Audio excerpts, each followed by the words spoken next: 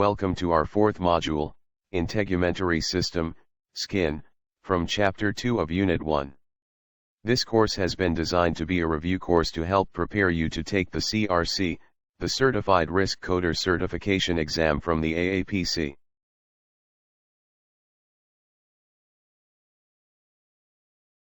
Hello, I am the Chief Medical Coding Instructor Michael Brown. Today we are going to discuss our skin, which is a part of our body's integumentary system. Our understanding of the integumentary system can directly affect the coding procedures.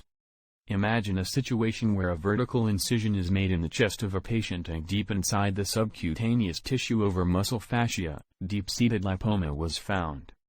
Had it been found inside the muscle, we would have called it intramuscular lipoma instead. Now, in this example it is imperative for us to understand which skin tissue was involved in the procedure to select the appropriate code. Even the slightest change in the verbiage can lead to a coding error. In this module, we will discuss the different layers of the skin including the epidermis and dermis, their sublayers, functions and the overall anatomy of the skin. So let's get started with the course. In the previous modules we discussed organs and organ systems, and here we will specifically focus on the integumentary system. It is the largest organ system in our body and in a way the most visible one. It consists of our skin, the subcutaneous tissue, nails, hair, glands and nerves. All of these organs collectively are our first line of defense against the outside world.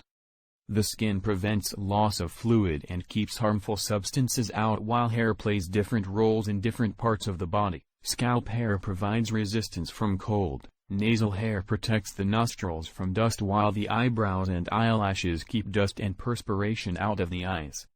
Apart from that, the integumentary system also functions to retain body fluids, eliminate waste products, and regulate body temperature. For this module, let's focus on the skin. Let's start the integumentary system with some skin deep knowledge on the skin. No pun intended, of course. The human skin is an amazing organ. It is stretchable, waterproof, can be cleansed easily and is also regenerative. Pretty impressive, right? In fact, the skin also regulates body temperature, stores fat, vitamins and is responsible for the sensation of touch. Without it, our muscles, bones and organs would be hanging out all over the place. It's safe to say that our skin is keeping us intact. Literally. Our skin is made up of two layers, the epidermis and dermis. Epidermis is the outer layer containing the primary protective structure.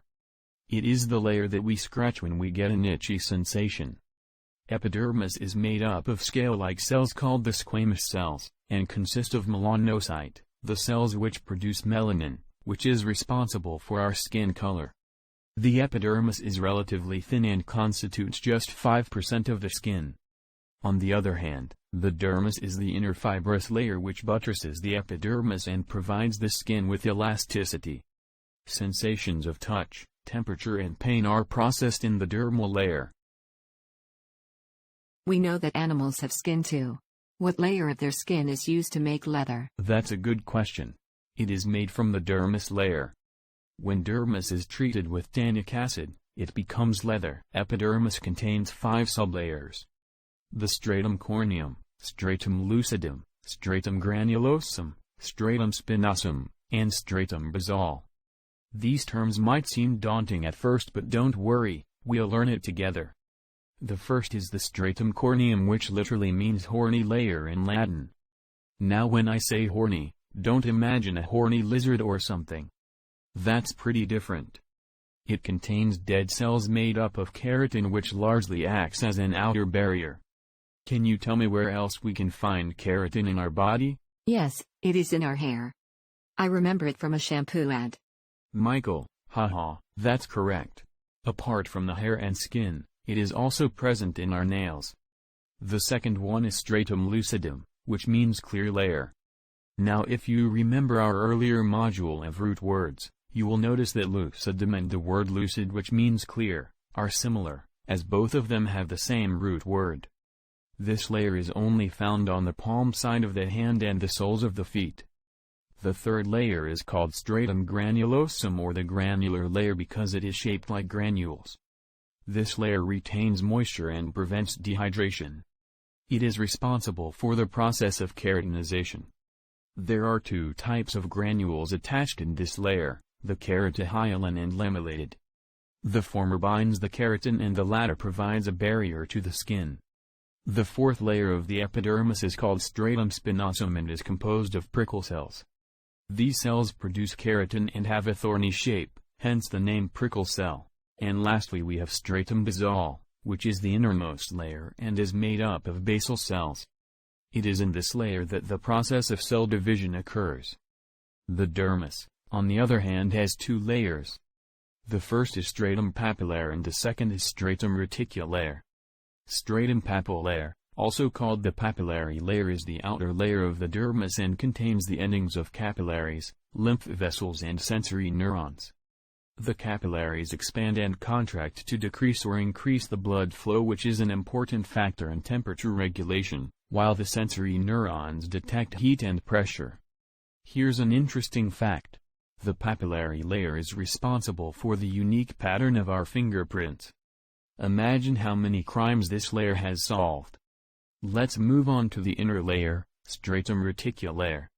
It houses the roots of the hair, sweat glands, receptors and nails. Although, it is not directly related to your course. But here is an interesting fact about the stratum reticulaire.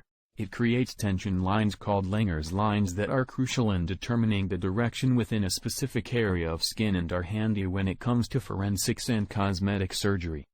The dermis rests on a tissue called subcutaneous tissue, which literally means beneath the skin in Latin. It is often called hypodermis. But I thought there are only two layers? The epidermis and dermis?